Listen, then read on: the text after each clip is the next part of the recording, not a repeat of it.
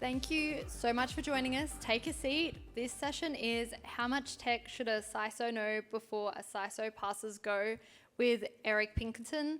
If you've been at OSCERT before, you know this man needs no introductions, and he is not a winner, as we learnt earlier, as the Jesses were from last year, but he is often a hot contender on the speed debate and one of my personal favourites. If we can all give him a warm round of applause to welcome him to the stage.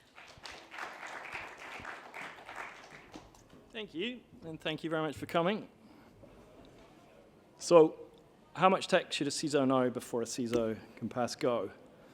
So, who am I and why did I pick this topic? So, it's not my first rodeo. I've been here. This is probably about my 7th OSCERT. If you see my previous talks, you know I like to kind of rant a little bit about something, usually something I think everyone else is wrong about. I think it's good to be provocative and sort of question the conventional wisdom.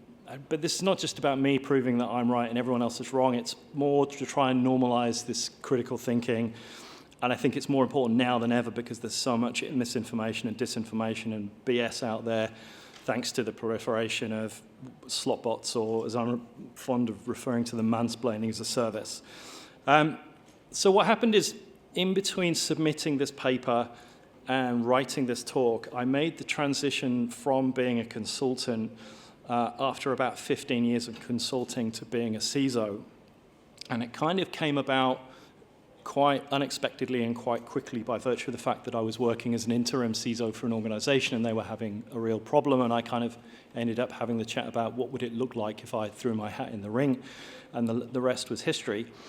And what's been interesting is, having tried to make the move from a consultant to a CISO for so many years and really struggled for a bunch of reasons, actually then stepping into the role and realizing that I think a lot of my expectations were wrong, and I think this talk ended up being a very good vehicle to talk about that, and hopefully maybe it'll serve as a bit of a route marker for anyone else interested in following that path. So I'll jump in.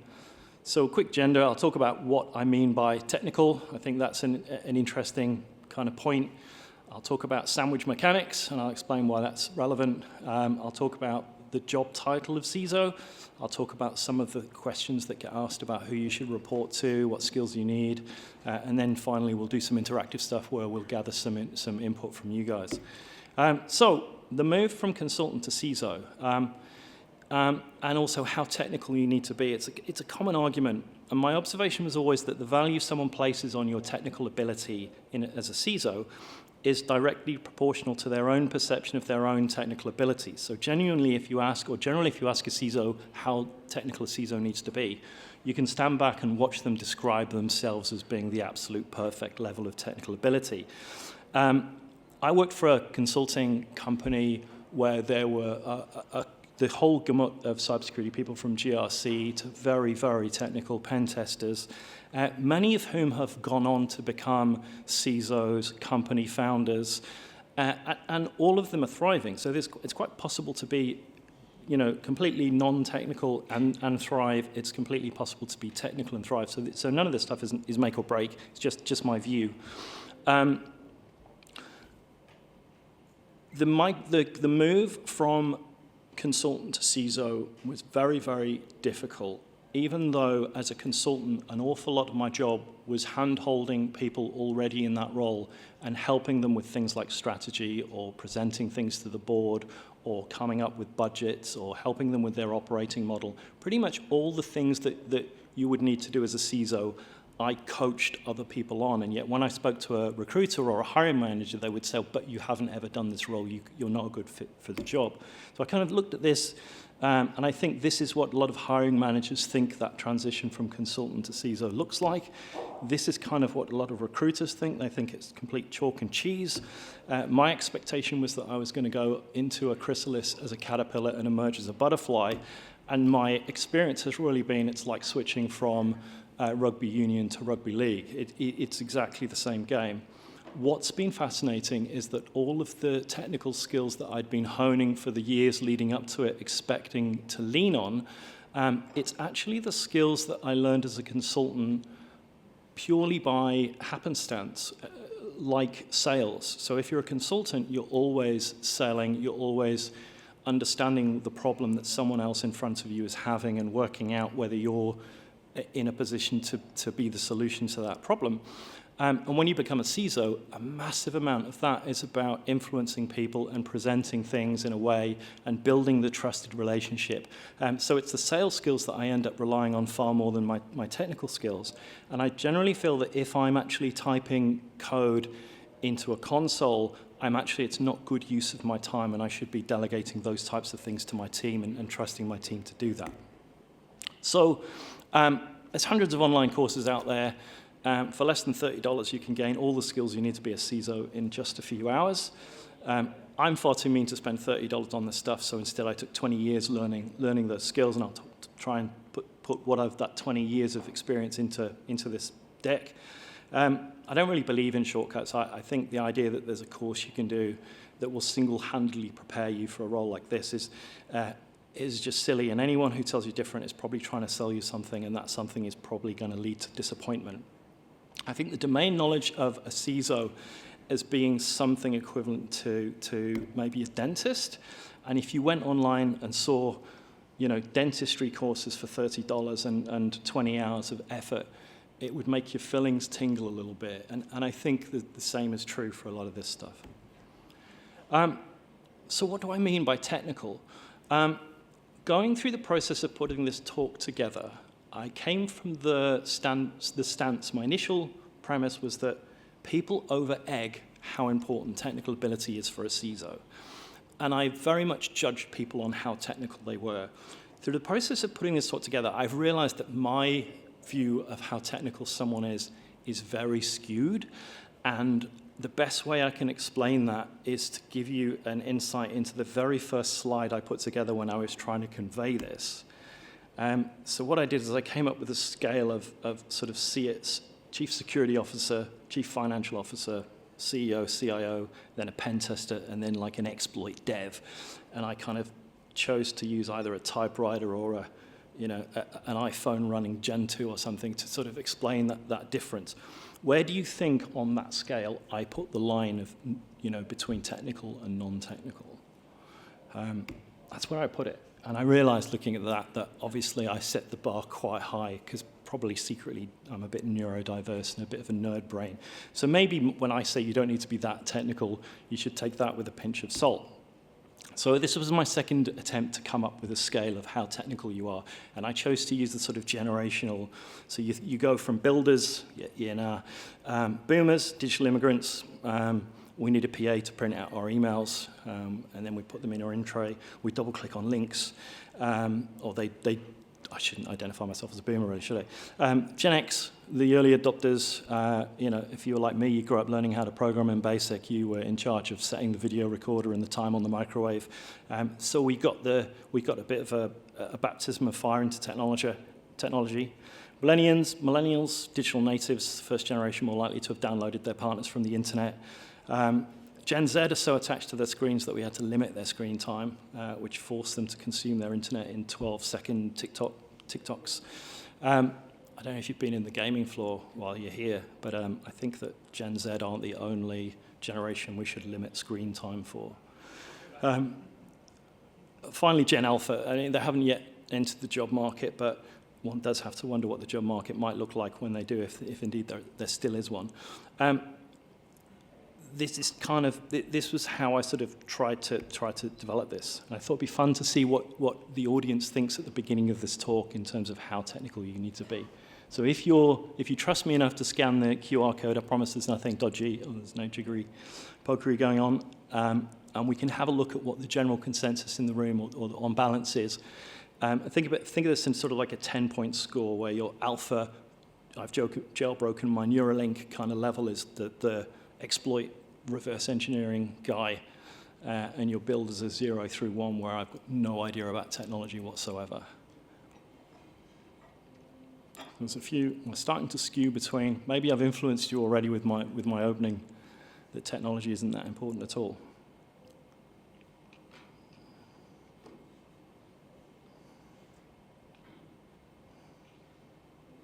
Yeah, so interestingly, definite skew towards technology not being important, which is not what I expected.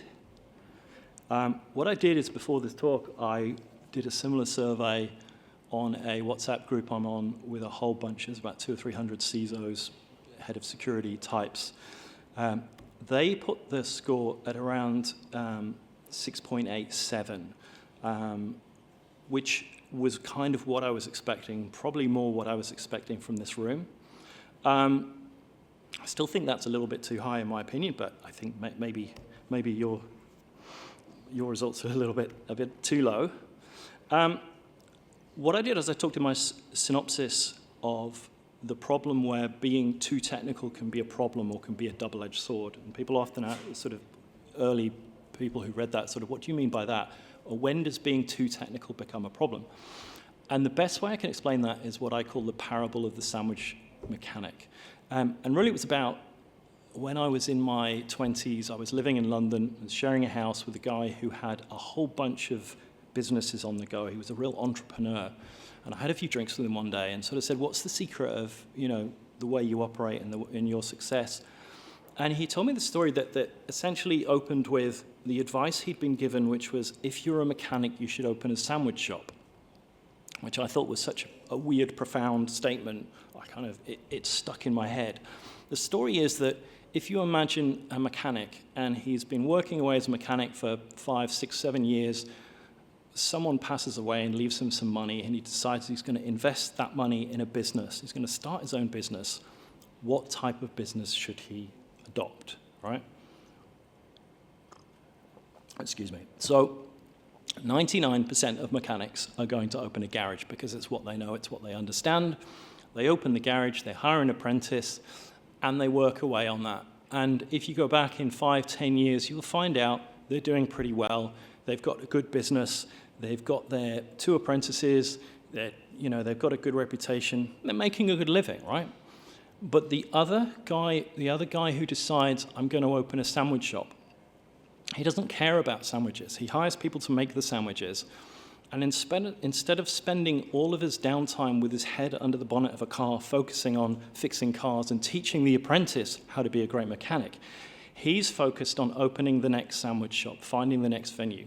So if you go back in 10 years, whilst the mechanic's got a damn good business and a really successful garage, the sandwich shop guy's got he's got a chain of sandwich shops, and he's talking about franchising, and he's about to go interstellar with it.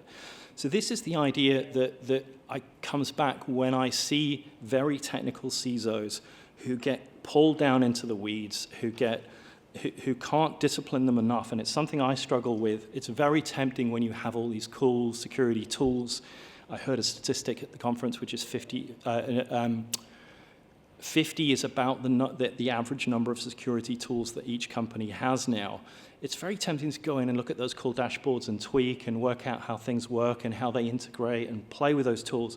But all of that is quite often not great use of your time. The next thing that I see an awful lot of mud being slung around on LinkedIn is the name, the job title. So there's a lot of virtual CISOs. The phrase virtual CISO has become a bit of a dirty word. It's usually a name that's given to a time and materials consulting gig where you send in a junior, he has 1 day a week working in an organization, and his job is to pick up any of the work that needs to be done loosely around security.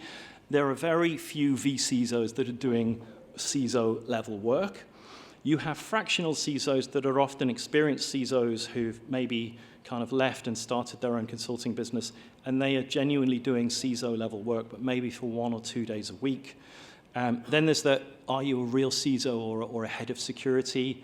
Is it a BISO? Are you a CISO? Are you, there's all these different job titles.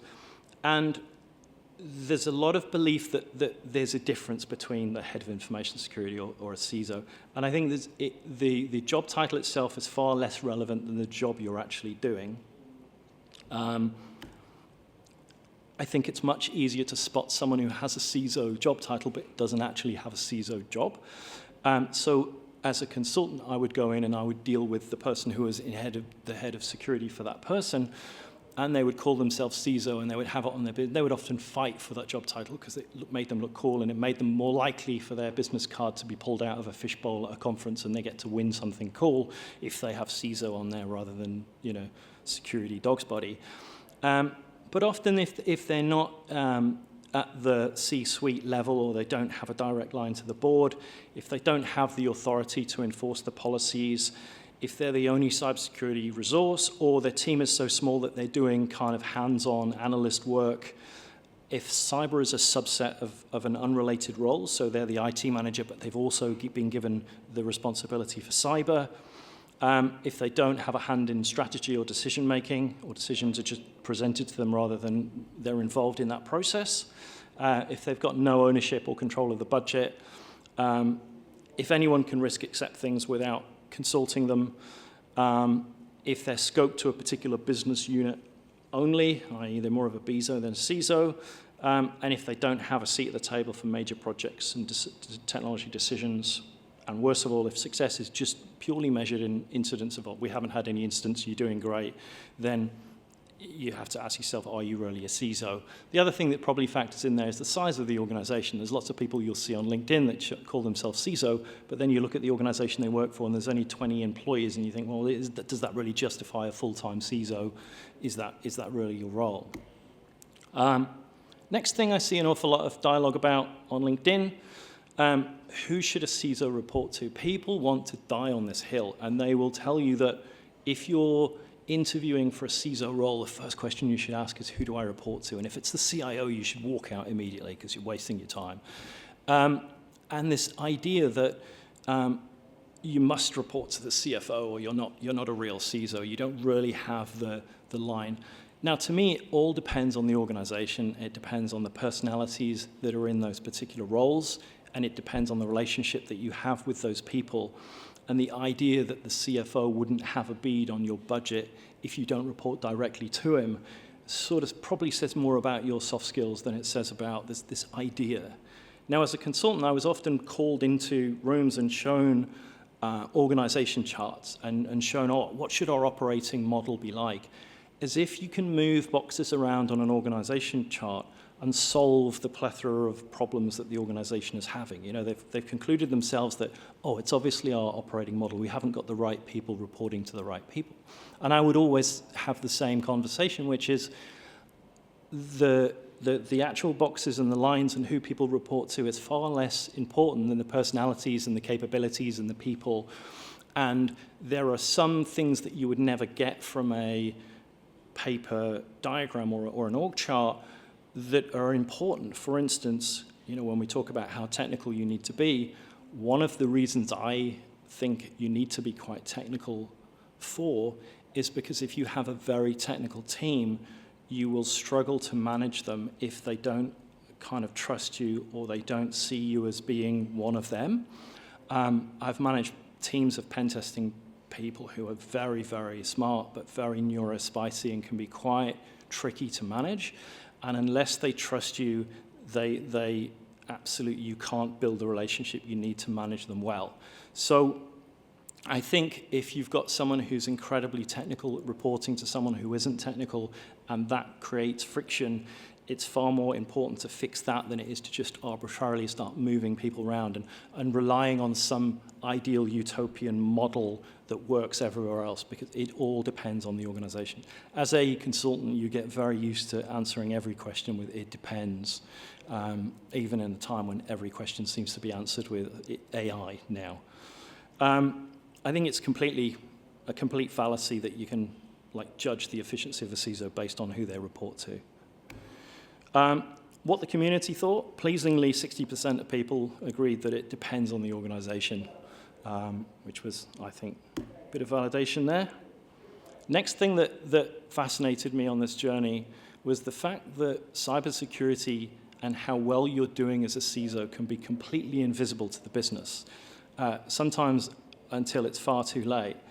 There are very few senior roles within an organization where if you are not good at what you do, if you're punching above your weight, it becomes very apparent very quickly. So if you're a CEO or a CFO or a CIO in an org, 6 months into your tenure, if you've no idea what you're doing, there'll be lots of symptoms starting to appear.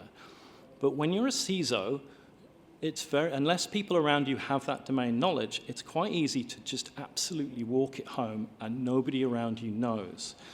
And even at the point when something goes bad, it might not be apparent that you're a contributing factor to that. It might be a month after something's gone really downhill when you've had all the incident response people and they've delivered their reports, and that starts to highlight the fact that maybe you're the reason that things haven't gone well. I've met lots of CISOs whom I didn't think were well placed in the roles that they were in, and I think even many of them didn't know they were punching above their weight. I've met many CISOs who are incredibly good in the way that they operate, who had massive imposter syndrome and almost burned themselves out, feeling like they weren't, that they were punching above their weight when they weren't. So it's a really tricky thing. And of course, we stand up here and we say everyone's good's got imposter syndrome. If you feel like you don't belong or you're out of your depth, don't worry, we all feel like that.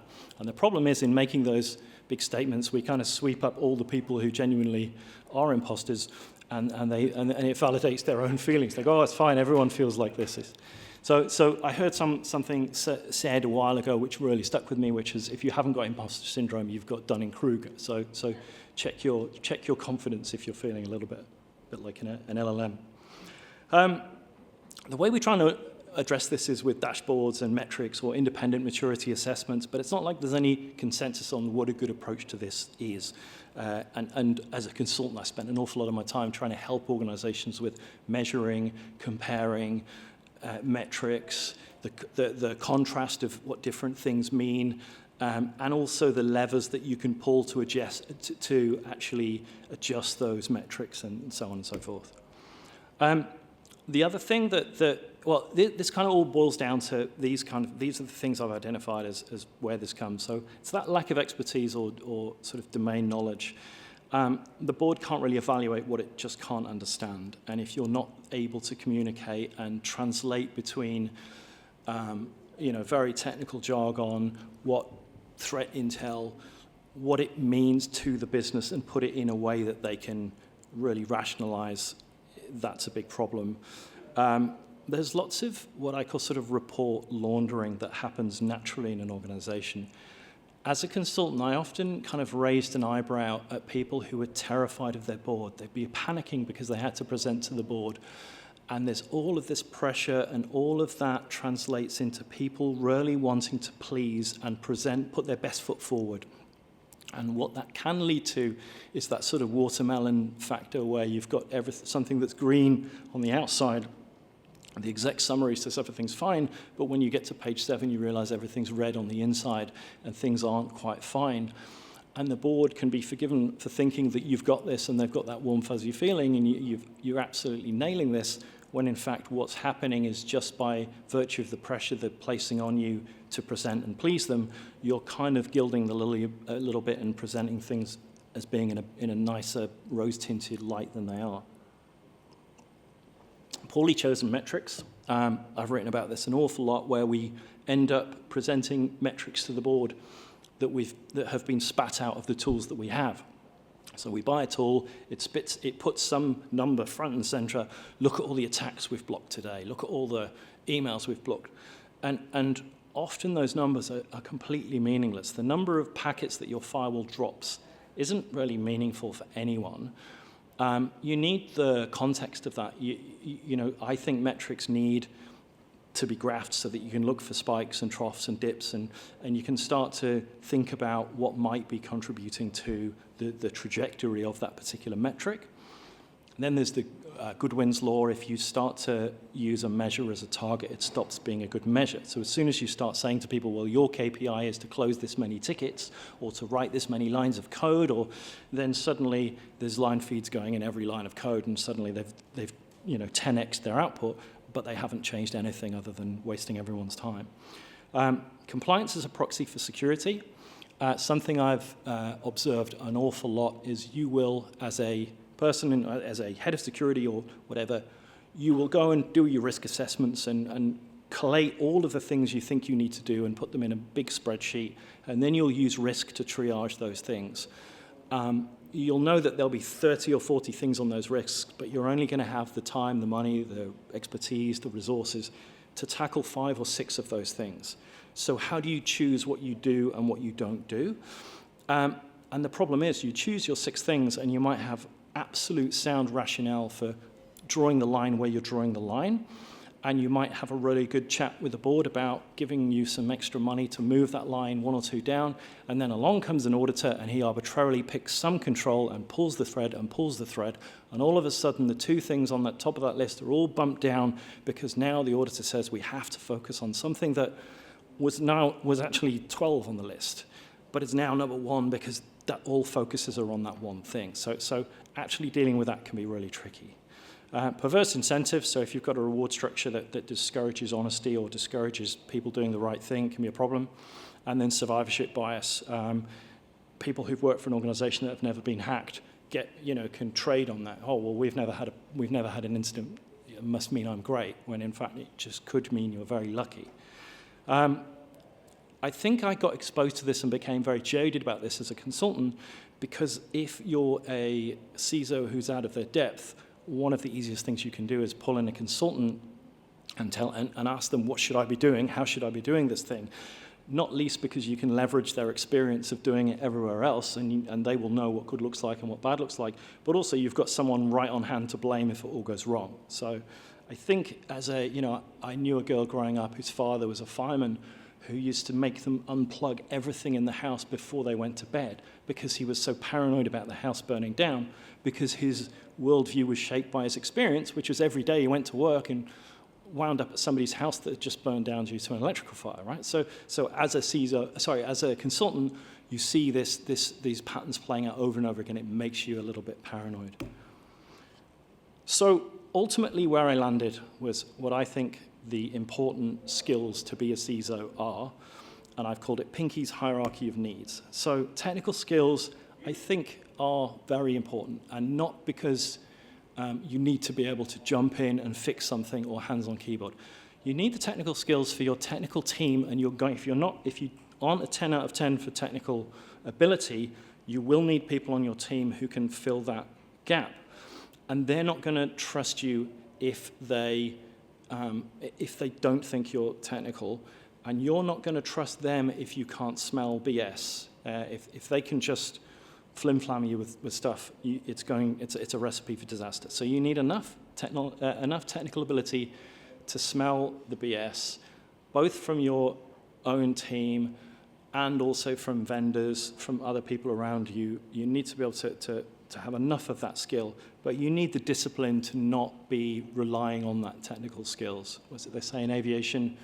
Superior pilots use superior judgment to avoid situations where they'll have to rely on superior skills, right? So that's what you should be thinking about.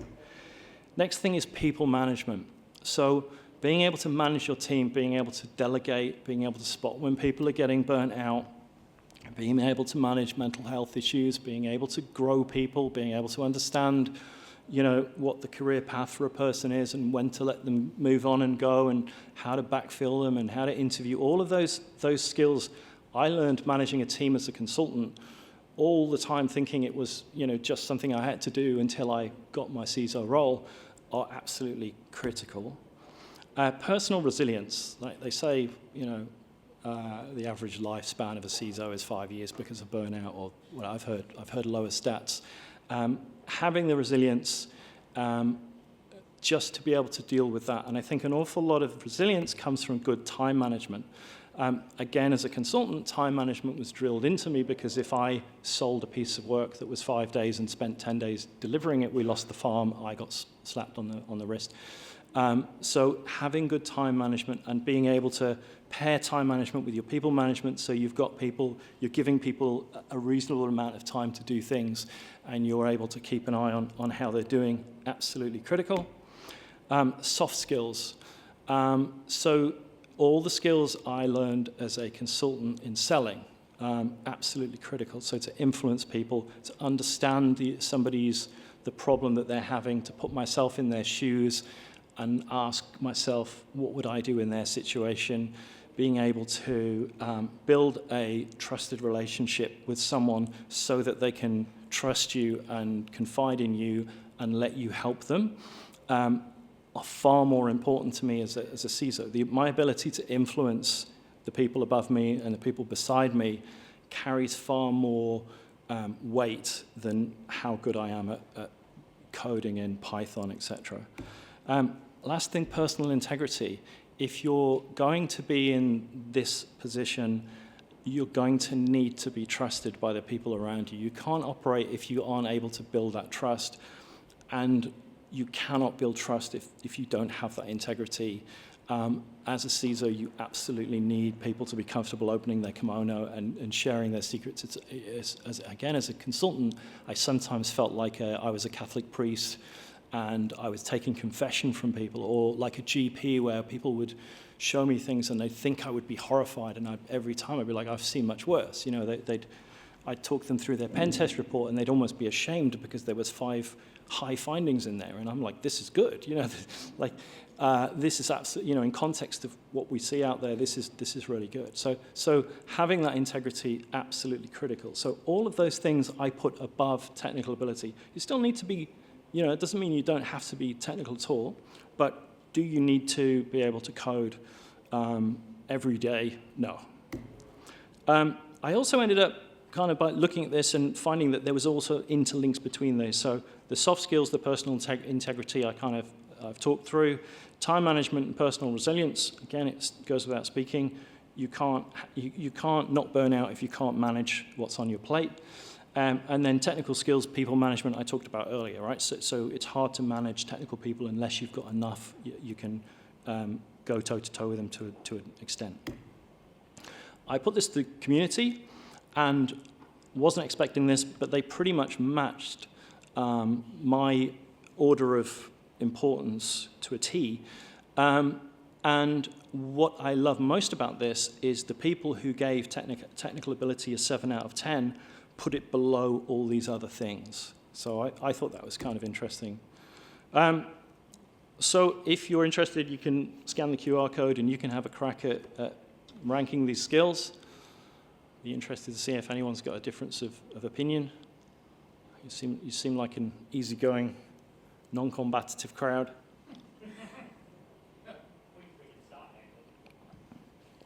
You can heckle.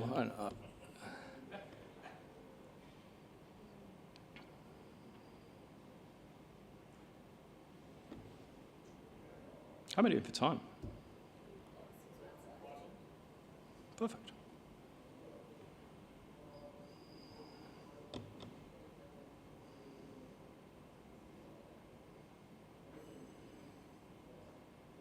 Do you want to go back and look at my model so you can copy it?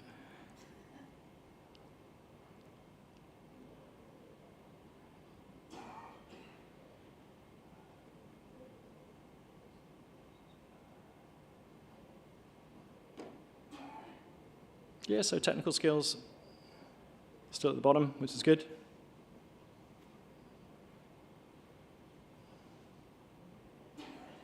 We can come back to that. There's another quick question, which is really, have I changed anyone's minds about this? Did anyone come and had their mind blown and it's changed their mind about how technical they need to be, or?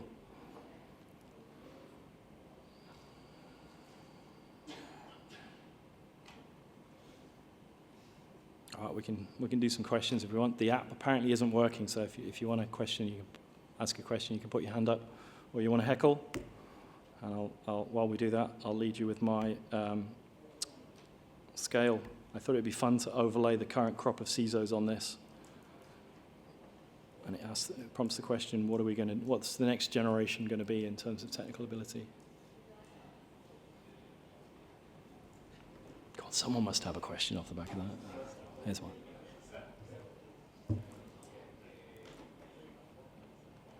I was wondering if you could go back to that slide about the difference between a CISO and like a BISO, whatever, how do you pronounce that? Oh, yeah. Yeah. Business Information Security Officer. Yeah, and I think it might have been maybe the one after that. Yeah, thank you. Not the fruit machine, it took me ages to do that. I thought that was very on topic for the venue.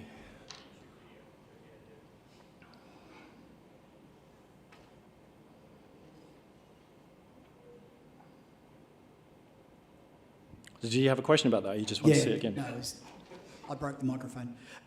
Really powerful question. One of the things that you talk, or really powerful session, sorry. One of the things you talked about was the experience of, no, I've never been involved in a breach. At what stage do you think smart boards turn around and start searching for CISOs who have got a lot more blood on the toes?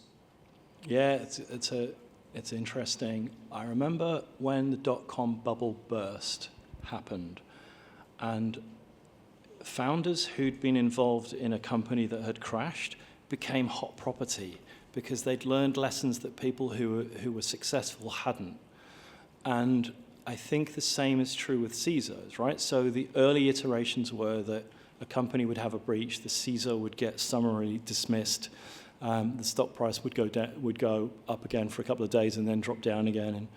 And I was stood on the stage doing a talk about reputational damage and really what it meant a few years back. Haven't really changed my opinion, other than the fact that I think organizations have reached a level of maturity where someone who's been through a big breach is incredibly attractive.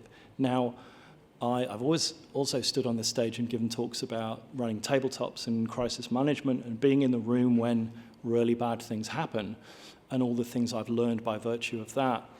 And I think those skills make me kind of attractive because I've seen all the things that can go wrong. I've kind of lived through that, and it's a baptism of fire. It's a huge learning curve.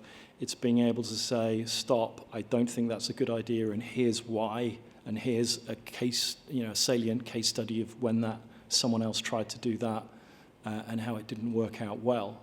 So yeah, I think coming from a breach, an organization that's had a breach, can be useful. The other thing's interesting is this cuts over with the talk I did about reputation, which was that there's two tracks of reputational damage. There's company reputation and there's personal reputation. So if you are a CISO and you're trying to find work off the back of having been fired, off the back of a massive breach, you may struggle to even get into an interview to have the conversation if your brand has been tarnished by that. So if you can get past that and you can tell a good story about it wasn't all me, here's what we learned, then it may well make you a very compelling proposition. Does that answer the question? Oh, sorry, I've...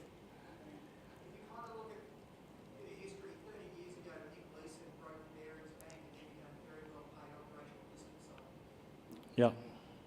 In a vacuum of experience, any experience is good. There's a great quote: making good decisions comes from experience. Experience comes from making bad decisions.